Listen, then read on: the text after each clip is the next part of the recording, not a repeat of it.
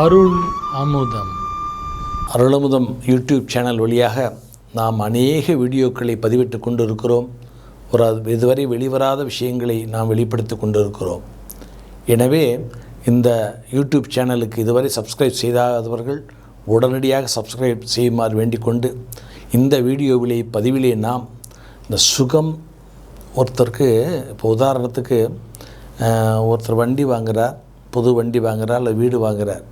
அது அரண்மனை மாதிரி ஒரு வீடாக இருக்கலாம், தங்க தொட்டிலாக கூட தங்க கட்டிலாக கூட இருக்கலாம். ஆனால் தூக்கம் என்பது, சுகம் என்பது தர்மத்தை சார்ந்தது. இப்போ ஒரு ஜோதிட சாஸ்திரத்தில் லக்னத்திலேருந்து 4ஆம் இடத்துக்கு வீடு, வண்டி, வாகனங்கள், சுகஸ்தானம், மாத்ருஸ்தானம் என்று பெயர். இப்போ ஒருத்தருக்கு வீடு வாங்கணும்னா 4ஆவது இடம் நல்லா இருந்தால் வீடு வாங்கலாம், வாகனங்கள் வாங்கலாம், ஆடி கார், BMW கார், எது வாங்கினா அந்த 4ஆம் இடத்தை பொறுத்து இருக்கிறது. வீடு, வண்டி, வாகனம், சுகங்களை பற்றி பேசியிருக்கு. ஆனால் அந்த சுகம் நீடிக்க வேண்டுமா, நீடிக்க முடியுமா? அந்த வண்டி வாகனங்கள் விபத்து இல்லாமல் செய்ய முடியுமா, செல்ல முடியுமா? அல்லது அந்த அரண்மனை போன்ற வீட்டிலே தங்க தொட்டிலே படுத்திருந்தாலும் நிம்மதியாக, சந்தோஷமாக, அவன் கவலை இல்லாமல் வாழ வேண்டும் என்று சொன்னால் அதற்கு ஜாதகத்திலே 9ஆம் இடம் என்று சொல்லக்கூடிய தர்மஸ்தானம் துணை போக வேண்டும். இந்த 9ஆம் இடத்திற்கு பாக்யஸ்தானம் என்று பெயர், இந்த 4ஆம் இடத்திற்கு சுகஸ்தானம் என்று பெயர். இந்த மாத்ருஸ்தானம், வீடு, வண்டி, வாகனங்கள், சுகங்கள் எல்லாம் 4ஆம் இடம். ஆனால் 9ஆம் இடம் புத்திருஸ்தானம், அப்பாவுடைய வீடு, தர்மஸ்தானம், இதற்கு பாக்யஸ்தானம் என்கின்ற பெயர். அப்படி என்று சொன்னால் என்ன அர்த்தம் என்று சொன்னால், நாம் வாங்கிய வீடு அரண்மனை போல் இருந்தாலும், தங்க கட்டிலே படுத்திருந்தாலும், அந்த தூக்கம், அந்த சந்தோஷம், அந்த சுகம் என்பது ஒருவருடைய தர்மத்தாலே தீர்மானிக்கப்படுகிறது.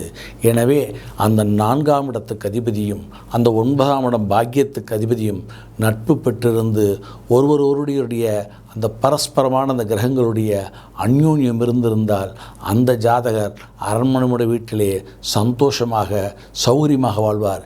இல்லை என்று சொன்னால் தர்மம் இல்லாமல் வாங்கிய சொத்துக்களோ, தர்மம் இல்லாமல் பெறப்பட்ட அனைத்து சுகங்களும் காலத்தால் அழிக்கப்படும், அழிந்துவிடும். அந்த சுகங்கள் நீடிக்காது. அந்த வண்டி வாகனங்கள் விபத்திற்குள்ளாகும். அந்த வீடு ஒரு காலகட்டத்திலே அவன் கையை விட்டு சென்றுவிடும், ஸ்திரத்தன்மை ஏற்றுவிடும். எனவேதான் தர்மத்துடன் கூடிய வீடும், தர்மத்தினால் பெறப்பட்ட வீடு, தர்மத்தினால் பெறப்பட்ட வண்டி வாகனங்கள், தர்மத்தினால் அடையக்கூடிய சுகங்கள், இவையே என்றும் காலத்தால் அழியாதது. எனவேதான் ஜோதிட சாஸ்திரத்திலே அந்த தர்மத்துடன் பாக்கியத்தை சேர்த்து வைத்துள்ளான். இந்த தர்மமும் பாக்கியமும் பித்ருக்களுடன் சம்பந்தப்பட்டது.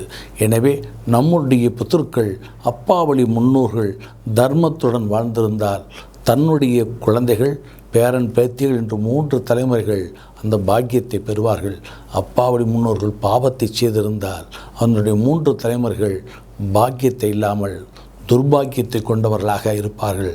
துர்பாக்கியம் என்பது இருந்தும் இல்லாததற்கு சமானம்.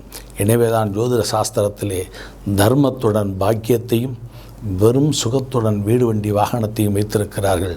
எனவே வீடு, வண்டி, வாகனங்கள் மட்டுமல்லாமல் நம்முடைய அனைத்து சுகங்களும் தர்மத்தின் அடிப்படையில் இருந்துவிட்டால் அதுவே உண்மையான பாக்கியம். அதுவே சகல சௌபாக்கியத்தை கொடுத்து அவர்கள் வாழ்க்கையிலே நல்லதொரு சந்தோஷத்தையும் இன்பத்தையும் கொடுத்து குடும்பத்திலே ஒரு உற்சாகத்தையும் உல்லாசத்தையும் சந்தோஷத்தையும் கொடுத்து நன்றாக வாழ்வார்கள்.